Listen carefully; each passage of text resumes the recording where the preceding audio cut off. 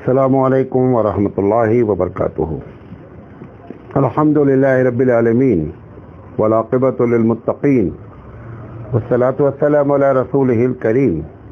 अऊज़ु बिल्लाहि मिनश शैतानिर रजीम। बिस्मिल्लाहिर रहमानिर रहीम। इन्नल्लाहा ला युग़य्यिरु मा बिक़ौमिन हत्ता युग़य्यिरु मा बिअन्फुसिहिम। मोहतरम हज़रात, एक शेर है जिसको थोड़ा सा मैंने तब्दील किया है। शायर की जो है वो शायर से माजरत करते हुए,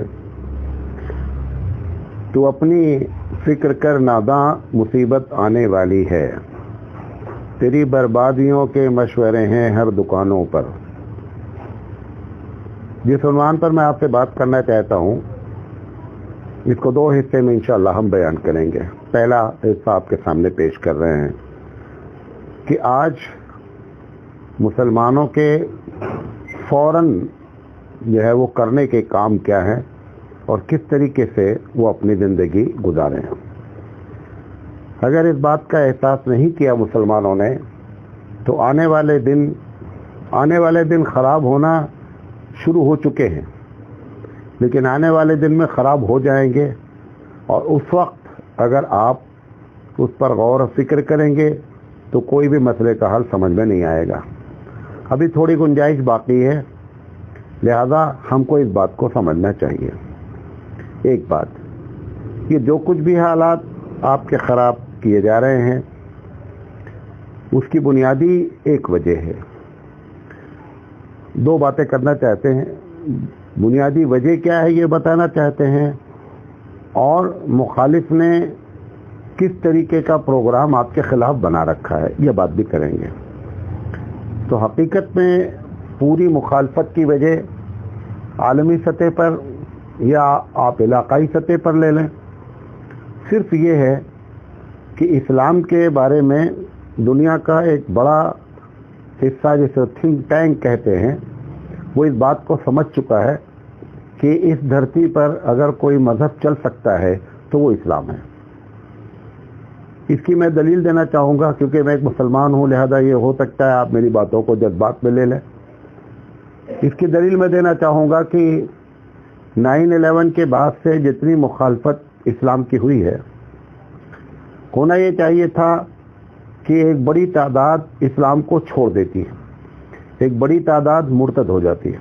लेकिन 9/11 के बाद की मुखालफत के बाद, प्रोपेगेंडे के बाद, मीडिया के ज़रिए जितना लोग मुसलमान हुए हैं उतना शायद पिछले 50 साल में मुसलमान नहीं हुए जितना 9/11 के बाद मुसलमान हुए। जितना 9/11 के बाद से मुसलमान का इस्लामी लिटरेचर पढ़ा गया है उतना कभी नहीं पढ़ा गया। जितना इस्लामी किताबें छपी हैं उतना कभी नहीं छपी।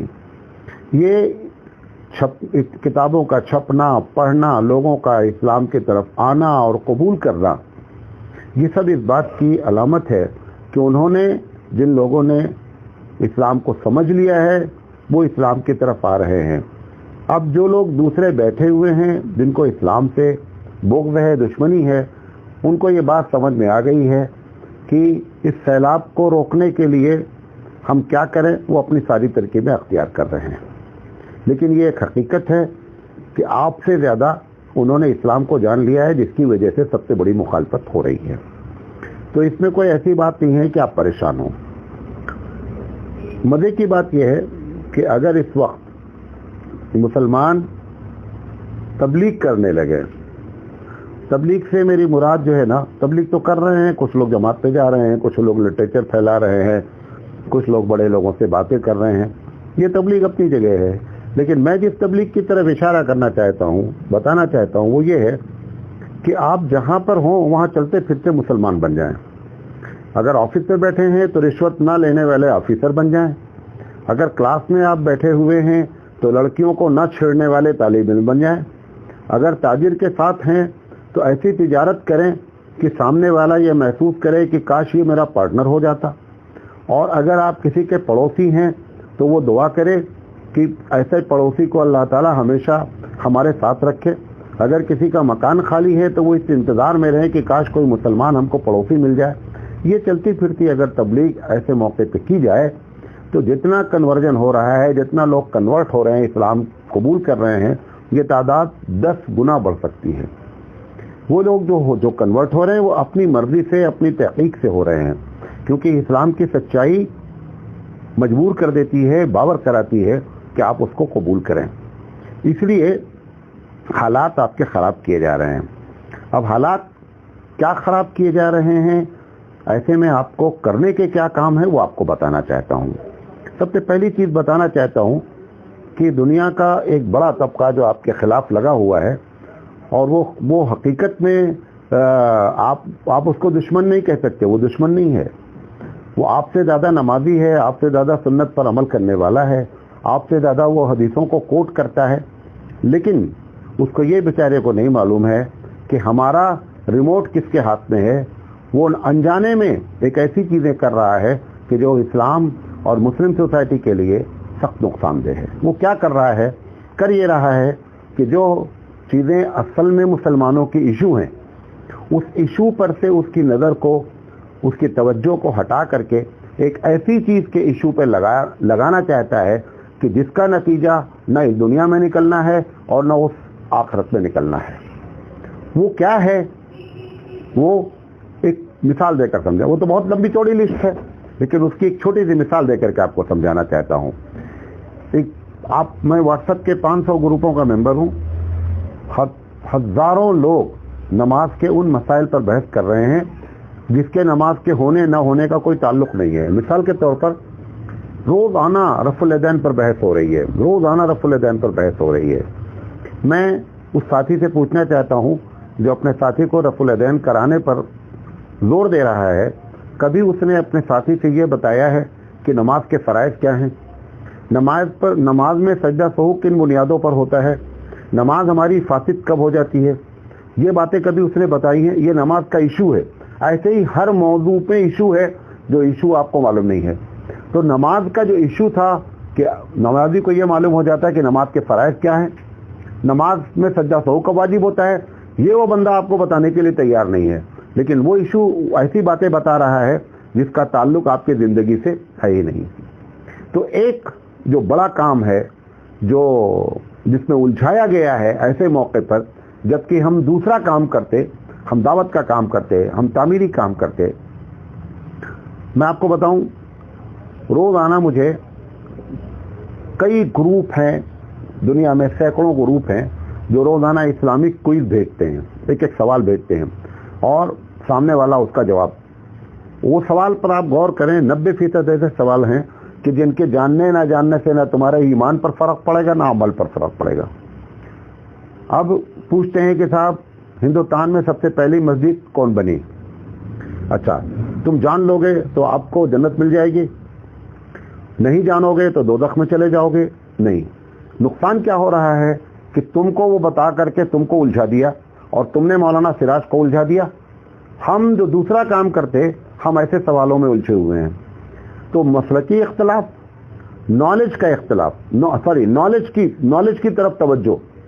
علم ہمارے نزدیک حضور نے ہم کو جو دعا سکھلائی کہ اللہم انی اسألک علما نافعا، اللہ ایسا علم دیجئے جو نفع ہو۔ یہ آپ ایسا علم حاصل کرنا چاہ رہے ہیں، ایسی معلومات حاصل کرنا چاہ رہے ہیں جس کا کوئی نفع نہیں ہے۔ میں نہیں کہہ رہا ہوں اسلامی معلومات ہونی چاہیے، لیکن جس وقت میں اور جس وقت پر آپ کو جس طرف توجہ دلائی جا رہی ہے، یہ اس وقت اس کا ایشو نہیں ہے، ایشو دوسری چیزیں ہیں۔ تو ایک دنیا کا ایک بڑا طبقہ مسلمانوں کو اصل بات کی طرف سے ہٹا کر کے مسلکی اختلاف میں، فقہی مباحث میں اور جنرل معلومات میں، ان چیزوں میں پھنسا کر کے وہ کیا کر رہا ہے، آپ کو اور ہم کو برباد کر رہا ہے۔ میں آپ سے اپیل کرنا چاہتا ہوں کہ ایسے وقت میں اگر آپ ان چیزوں میں الجھے رہ جائیں گے تو دنیا کہیں جائے گی، اور جب آپ کو ہوش آئے گا تو دنیا آپ کے ہاتھ سے جا چکی ہوگی اور آخرت بھی چلی جائے گی۔ لہذا سب سے پہلی بات آپ سے کہنا چاہ رہا تھا کہ ایشو کو مد نظر رکھیں کہ اصل مسئلہ کیا ہے، اس کے جاننے کی فکر کریں، اور اس قسم کے بیتوکی جو بھی آپ سے، مثال رفع الیدین ہے، آمین ہے، ایک ہاتھ سے مصافحہ ہے، یہ جو بھی آپ سے بات کرتا ہے، یہ حقیقت میں اس کا ریموٹ کسی دوسرے کے پاس ہے۔ اس بیچارے، میں اس کو بھی الزام نہیں دے رہا ہوں، میں اس کو بھی الزام نہیں دینا چاہتا ہوں، یہ بھی بیچارہ جو ہے اس کو معلوم نہیں ہے یہ سمجھ رہا ہے کہ میں بہت بڑی تبلیغ کر رہا ہوں اور لوگوں کو سنت پہ لانے کی کوشش کر رہا ہوں. میں کبھی کبھی کہتا بھی ہے کہ آپ کو معلوم نہیں ہے مولانا صاحب کہ مجھے کتنا عشق ہے رسول سے, عشق ہے رسول سے تم کو, لیکن معلوم نہیں ہے کہ عشق رسول کا تقاضا کیا ہے. مولانا ابوالکلام آزاد نے لکھا نا کہ نماز تو ان کی بھی ہو جاتی ہے جن کے ہاتھ نہیں ہیں. تم رفل دین میں پھنسائے ہوئے ہو, نماز تو ان کی بھی ہو جاتی ہے جن کے ہاتھ نہیں ہیں. لہذا کوشش یہ کریں کہ مسئلے کو سمجھنے کی کوشش کریں. حالات ایسے نہیں ہیں کہ آپ اس کو اگنور کریں. یہ پہلی بات آپ سے کرنا چاہتے تھے. دوسری چیز, مسلمانوں کی بنیادی اصلاح, مسلمانوں کے اندر دین کا چلن, اس میں دو ہی لوگ مین رول ادا کرتے ہیں. ایک مساجد ادا کرتی ہیں اور ایک مدارس ادا کرتے ہیں. میں مساجد والوں سے اور مدارس والوں سے دونوں سے اپیل کرنا چاہتا ہوں کہ صحیح میں اپنا رول ادا کریں. آپ دیکھیں مدرسے ماشاءاللہ بہت زیادہ ہیں. ایک مدرسہ والا ایک بچے کو اپنے یہاں سے خارج کر دیتا ہے کسی وجہ سے, اس کے اخلاق اچھے نہیں ہیں, بدفعلی کا شکار ہے, کسی وجہ سے اس کو انہوں نے مدرسے سے نکال دیا. دوسرے مدرسے میں جب وہ داخلے کے لیے جاتا ہے تو بڑے آسانی سے دوسرا مدرسہ والا بغیر NOC کے, نو آبجیکشن سرٹیفکیٹ کے, کہ آپ کو وہاں سے کیوں نکالا گیا ہے وہاں سے لکھا کے لے کر کے آئیے تب میں آپ کا داخلہ لوں گا. کوئی دوسرا مدرسہ والا یہ نہیں پوچھتا بلکہ اس کا داخلہ لے لیتا ہے. اتنی بھی رحمت گوارا نہیں کرتا وہ مدرسے کا محتمم کہ کم سے کم ٹیلی فون کر کے پوچھ لے کہ مولانا صاحب یہ آپ کے یہاں بچہ پڑھتا تھا, کیا پرابلم ہوئی کہ آپ نے اس کو اپنے ہاتھ سے ہٹا دیا. یہ آپ اندازہ کریں کہ مدرسے ہم ذمہ دار ہیں. ہم کو اس بات کا احساس ہی نہیں ہے کہ مدرسہ چلایا کیسے جاتا ہے. وجہ کیا ہے؟ ایک بڑی تعداد ان کے ہاتھ میں مدرسے چلے گئے ہیں جن کے اندر کوئی صلاحیت ہی نہیں مدرسہ چلانے کے. ہم نے تو مدرسہ کھولا ہے, ایک بڑی تعداد ایسی ہے, میں سب کو نہیں کہہ رہا ہوں, لیکن ایک بڑی تعداد مدرسوں کی ایسی ہے کہ ہم نے اپنی روزی روٹی کے لیے مدرسہ کھولا ہے. مدرسہ مسلمانوں کی ضرورت سے زیادہ ہماری ضرورت بن چکا ہے. لہذا مدارس کو اپنا رول ایسے موقع پر بھرپور ادا کرنا چاہیے. اور مساجد کا جو عالم ہے وہ آپ جانتے ہیں کہ مساجد میں کئی مرتبہ آپ کو فیصد نکال کر بتایا ہوں کہ مساجد میں 90% مساجد اس وقت بھارت کی ایسی ہیں کہ جن ممبروں سے قرآن حدیث کی بات, دین کی بات ہونی چاہیے, اور دین کو ایک مکمل نظام حیات, دین ایک مکمل جو ہے وہ ہماری زندگی کی ایک اہم چیز ہے, وہ پیش کرنے کے بجائے 11ویں میں 11ویں کی تقریر, 12ویں میں 12ویں کی تقریر, محرم میں محرم کی تقریر اور رمضان میں رمضان کی تقریر, ایسے ہر مہینے میں 12 مہینے میں 12 تقریریں کی جا رہی ہیں اور نتیجہ اس کا صفر ہے, اور ہر سال وہی تقریر کی جا رہی ہے. ہمارے نبی کریم صلی اللہ علیہ وسلم نے مسلمانوں کی جو اصلاح کی تھی, مسلمانوں کے اصلاح کے دو ہی طریقے آپ نے استعمال کیے اپنی زندگی میں. ایک یہ کہ آپ نے 52 جمعہ اپنا صحیح کر لیا. سال میں 52 جمعہ ہوتا ہے, 52 جمعہ کو کیسے اپڈیٹ کیا جائے, کیسے اس کو سمجھایا جائے, لوگوں کے مسائل پر کیسے گفتگو کی جائے. اللہ کے رسول صلی اللہ علیہ وسلم ساری اصلاح جمعہ سے کر لیتے تھے. آج آپ کے جمعہ کی کیا حالت ہے؟ جمعہ میں ایک بڑا طبقہ ایسا ہے, خاص کر بڑی مساجد, کہ وہاں پہ امام صاحب مقرر ہی نہیں ہیں, اور اگر مقرر ہیں تو وہ برساتی مقرر ہیں. برساتی مقرر سے مراد موسمی مقرر, جیسا موسم ہوتا ہے تقریر کر دیتے ہیں, موسم کے لحاظ سے تقریریں کرتے ہیں. آپ کہیں گے, آپ کے دل میں یہ بات آ رہی ہوگی تقریر سنتے وقت کہ مولانا صاحب سب جگہ قابل لوگ نہیں مل جاتے ہیں. مجھے بھی معلوم ہے کہ سب جگہ قابل لوگ نہیں مل جاتے ہیں. جتنی بھارت میں مساجد ہے سب میں قابل مقرر نہیں مل سکتے ہیں. اگر اس بات کا آپ کو احساس ہے, خاص کر ان مقررین کو احساس ہے کہ میرے اندر تقریر کی صلاحیت نہیں ہے, میری تقریر کو لوگ پسند نہیں کرتے ہیں, لیکن اب مجھے کرنا ہے کیونکہ کوئی دوسرا موجود نہیں ہے, بیچارہ مجبور ہے تقریر کرنے کے لیے. اگر اس کو اس بات کا احساس ہو گیا ہے کہ یہ تقریر اصل تقریر نہیں ہے, جمعہ کی دوسری تقریر ہونی چاہیے, لیکن صلاحیت نہ ہونے کی وجہ سے نہیں کر پا رہا ہے, لہذا ایسے آدمی کے لیے کیا ہے کہ آپ جس مقرر کو سمجھتے ہیں کہ اس کی تقریر اچھی ہے, آپ اس کی تقریر کو, ہم نے آج ایک جمعہ میں یہ تقریر کی, آپ اگلے جمعہ اس کو تقریر کر دیجئے.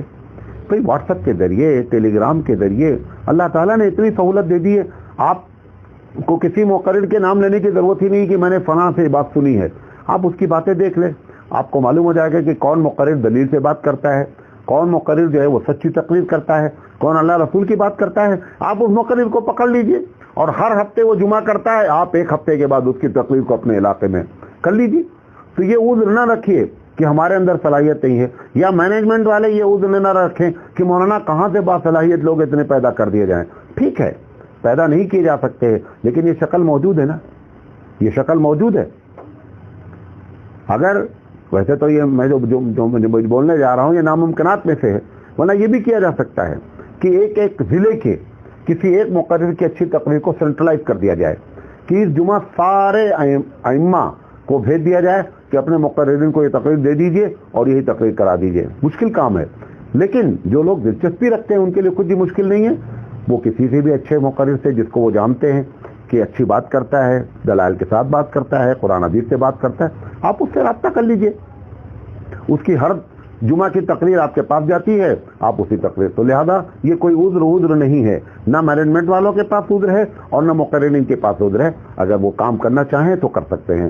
لہذا دوسری بات جو آپ سے کہنا چاہتے تھے وہ یہی تھی کہ مساجد اور مدارس اپنا رول بھرپور ادا کریں.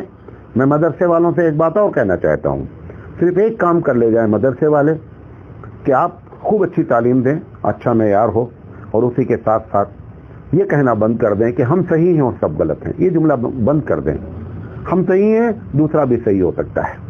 آپ جس مسلک کے ہیں اس مسلک پہ شرع صدر کے ساتھ پڑھائی ہے، قرآن حدیث سے دلائل دے کر کے پڑھائی ہے کہ آپ کا تعلیمی پڑھایا ہوا اگر کہیں پہنچے تو جو مسئلہ بیان کر دے تو ایسا نہ ہو کہ سامنے والا اگر دلیل پوچھ لے تو اس کو شرمندگی محسوس ہو، بلکہ وہ جم کر کے بات کرے کہ میں نے اگر یہ بات کہی ہے تو اس کے یہ دلائل ہیں، یہ قرآن ہے، یہ حدیث ہے، یہ سلف صالحین کا قول ہے، یہ صحابہ کا عمل ہے. وہ گفتگو کر سکے. لیکن آپ ایسے طالب علم فارغ کر رہے ہیں کہ جب وہ فارغ ہوتا ہے اور کہیں صحیح معنی میں علمی محفل میں پھنس جاتا ہے تو بیچارہ پھر یہ بولتا ہے اچھا ٹھیک ہے میں دیکھ کر کے بتاؤں گا. کیوں؟ کیونکہ ہم نے ناکارہ لوگوں کو پیدا کیا ہے. لہذا مدارس والے یہ کام کریں کہ جن کو پڑھائیں جس مسلک سے پڑھا رہے ہوں شرع صدر کے ساتھ پڑھائیں کہ طالب علم کو شرع صدر ہو جائے. وہ صرف اس وجہ سے مقلد نہ ہو کہ ہم مقلد ہیں اس لیے کہ ہمارے باپ بھی مقلد ہیں، ہمارے استاد بھی مقلد ہیں، ہم مقلد ہیں. نہیں، ہم مقلد ہیں تو اس کی وجہ یہ ہے، اس پہ شرع صدر ہونا چاہیے. اور جن مسائل میں اللہ کے رسول نے گنجائش رکھی ہے اس میں آپ بھی توسع رکھیں، آپ بھی وسعت رکھیں اس کے اندر آپ اس کے ایک دم ٹائٹ کرنے کی فکر نہ کریں. اور تیسری چیز یہ ہے کہ ہم صحیح ہیں، دوسرا بھی صحیح ہو سکتا ہے، کیونکہ یہ سب اجتہادی اختلاف ہیں. اجتہاد میں اللہ کے رسول نے کیا فرمایا؟ مجتہد غلطی بھی کرتا ہے تو بھی صحیح ہے. مجتہد غلطی کرتا ہے تو بھی صحیح ہے، اور صحیح اگر کر دیا تو ڈبل ثواب ہے. لہٰذا آپ کو کیوں فکر اس بات کی ہے؟ تو مدارس اپنا رول صحیح ادا کریں، ورنہ آنے والے دن ہمارے لیے بہت خراب ہیں. تیسری چیز کہ اس وقت جو حالات چل رہے ہیں ایسا محسوس ہوتا ہے، اللہ تعالیٰ ہماری بات کو سچا نہ کرے، لیکن ہم جو محسوس کر رہے ہیں وہ آپ کو بتا رہے ہیں کہ ان کا ٹارگٹ دھارمک سنستھائیں ہیں. دھارمک سنستھائیں اتنا بڑا ٹارگٹ ہیں کہ کسی طریقے سے آپ نے دیکھا بہار میں کیا ہوا، آسام میں کیا ہوا، یو پی میں کیا ہوا. کیوں؟ کیونکہ اللہ نے آپ کو بڑی ڈھیل دی تھی. گورنمنٹ کی طرف سے آپ کو ایڈ ملتی تھی، لیکن اس ایڈ کا استعمال صحیح نہیں کیا گیا. لاکھوں نہیں، کروڑوں نہیں، اربوں روپے خرچہ کیے ہیں سرکار نے آپ کے اوپر. اگر آپ چاہتے تو کتنا اچھا موقع تھا کہ اربوں روپے سرکار کے آپ کے سیلری بن کر آ رہی تھی، آپ ایک اچھی نسل تیار کر سکتے تھے. پچھلے 30 سال سے ایڈڈ اسکول چل رہے ہیں. آپ نے کیا ہے؟ آپ نے اچھی تنخواہیں لے لی. اچھی تنخواہیں لینے کے بعد جو کچھ کیا ہے وہ سب آپ جانتے ہیں، میں کہنا نہیں چاہتا ہوں، کیونکہ یہ جان کھولو تو بھی اپنی لاج ہے، وہ جان کھولو تو بھی اپنی لاج ہے. آپ نے کیا جو کچھ ہے، اب یہ اس کی سزا ہے. لہذا میں مدارس کو خاص کر، کیونکہ اب آپ ٹارگٹ پر آ گئے ہیں، آپ کی غلطیاں ان سے واضح ہو چکی ہیں، آپ نے جو کچھ بھی کیا ہے غیر قانونی کام اس کو بھی سرکار جان چکی ہے. لہذا بہتر یہ ہے کہ میں مدارس کو چاہتا ہوں کہ کام کی ترتیب اپنی صحیح کر لیں. اتنے بڑے بڑے ادارے ہیں، اللہ جھوٹ نہیں بلائے، کم سے کم 60 سے 70% ہمارے ادارے ایسے ہیں کہ اگر قانونی لحاظ سے ان سے بات کی جائے، قانون پوچھا جائے کہ آپ کے مدرسے کا اکاؤنٹ کون ایڈ کرتا ہے، کون ایڈٹ کرتا ہے، آپ کی تعمیر جو بن رہی ہے اس پہ آپ کو پرمیشن ہے کہ نہیں ہے، تو میرا اندازہ ہے 70 سے 80% لوگوں کے پاس کوئی پیپر ہی نہیں ہے. اب تک آپ نے جو کچھ کیا، اچھا کیا برا کیا، اللہ بہتر جانے، لیکن میں آپ سے بتانا چاہتا ہوں آنے والے دن آپ کے لیے اچھے نہیں ہیں. لہذا ابھی ہوشیار ہو جائیں، ابھی تھوڑا سا وقت ہے، زیادہ 2 سال کا وقت اور آپ کے ہاتھ میں ہے. اس 2 سال میں آپ اپنے کام کی ترتیب صحیح کر لیں، मदारिस को कानूनी लिहाज से सही कर लिया जाए, मदारिस का रजिस्ट्रेशन सही कर लिया जाए। जो लोग अक्सर 9 मदरसे बनाने का इरादा कर रहे हैं, पहले कानूनी लिहाज से मजबूत हो जाएं। आपके एडिट रिपोर्ट ऐसी हो कि कोई भी आवे तो आप पेश कर सकें, आपका अकाउंट सही मेंटेन हो रहा हो, आपके पास जो खर्चा हुआ है उसके बिल। और मैं कहता हूँ ये सारी चीजें तो इस्लाम सिखलाता है। इस्लाम कहाँ कहता है कि आप चोरी से मदरसा चलाएं? इस्लाम कहाँ कहता है कि आप जो है गैर कानूनी काम करें तो आप गैर कानूनी काम से तो वैसे भी सवाब नहीं मिलेगा। लिहाजा आप उसको इस्लाम समझ करके करिए, ये नहीं कि सरकार हमको सताएगी या सरकार हमसे पूछेगी। आप अल्लाह के यहाँ जवाबदेह हैं, आप अल्लाह को जवाब देने के लिए सब काम करें ताकि आपको इसके काम करने में सवाब में मिले। लिहाजा इसमें होना ही चाहिए कि इलाके का कोई एक सीए मुसलमान हो, एक आलिम बैठे उसके साथ, एक इनकम टैक्स वाला बैठे, ये तीनों मिल करके एक प्लानिंग बनाएं कि मदारिस को कैसे चलाना है कानूनी लिहाज से, क्या क्या पेपर उनको चाहिए, क्या क्या गवर्नमेंट की तरफ से सहूलतें मौजूद हैं, उन सहूलतों को इस्तेमाल कैसे किया जा सकता है, ये लोग बैठ करके। और मैं उन तीनों आदमी से कि एक आलिम हो उसमें, एक सीए हो और एक जो है वो इनकम टैक्स से रिलेटेड हो, ये एक ऐसा मुसव्वदा तैयार करें। अभी हम बेलगाम गए थे, वहां पर बाकायदा एक साहब ने ये मशवरा दिया कि वहां साहब आपके भाई सीए हैं, एक मीटिंग करें और एक तरतीब बता दें और सारे मदारिस वालों को बांट दिया जाए कि भाई अब इस लिहाज से मदरसा चलाएं तो आपको कानूनी लिहाज से आपकी बचत भी होगी और कानून को इसमें फॉलो किया जाए ताकि आपको अल्लाह सवाब दे। महज खौफ से नहीं बल्कि शरीयत समझ करके, इस्लाम समझ करके कानून की हिफाजत करना, ये भी हमारी जिम्मेदारी होती है। लिहाजा मदारिस वाले होशियार हो जाएं। अभी आपके हाथ में 2 साल और बाकी है ज़्यादा से ज़्यादा। इस 2 साल के अंदर भी अगर हमने अपनी तरतीब बराबर नहीं की, आने वाले दिन में आपने समझा हमने मदारिस के जाल बिछा दिए हैं। लेकिन ये बात याद रखें तो उन बिछाए हुए जालों में ऐसा ताला लग जाएगा कि आपको पता भी नहीं चलेगा है। इमारतें मौजूद होंगी और वहाँ पढ़ाई नहीं हो पाएगी। लिहाजा कानूनी लिहाज से मसले को समझने की फिक्र करें। चौथी बात जो मैं आपसे कहना चाहता हूँ, जो बहुत खतरनाक बात है और हालात जो है वो ये बता रहे हैं, आपको मालूम है कि मुसलमानों में जो मालदार लोग हैं, मालदारों पर शिकंजा कसता चला जा रहा है। जो मुसलमान अच्छे सियासतदान हैं, आपने अभी कर्नाटक की हालत देखी कि वो लीडर जो मुसलमानों का बड़ा लीडर था उसको उठा करके उन्होंने अंदर कर दिया। यूपी में आपने देखा बेटे को अंदर कर दिया, बाप को अंदर कर दिया और बीवी को अंदर कर दिया, और 3 के तीनों एमएलए और एमपी हैं। हम समझते हैं कि एमएलए एमपी तोप होते हैं, जो चाहे कर लें। देखें, जब तक सरकार होती है तब तक एमएलए एमपी तोप होते हैं, लेकिन जब सरकारें चली जाती हैं तो वो तोप गुलेल बन जाते हैं। मैं आपसे कहना चाहूंगा कि ये सरकार हमारी है, सत्ता हमारी है, उसके बावजूद भी आप कानून के लिहाज से बात करें।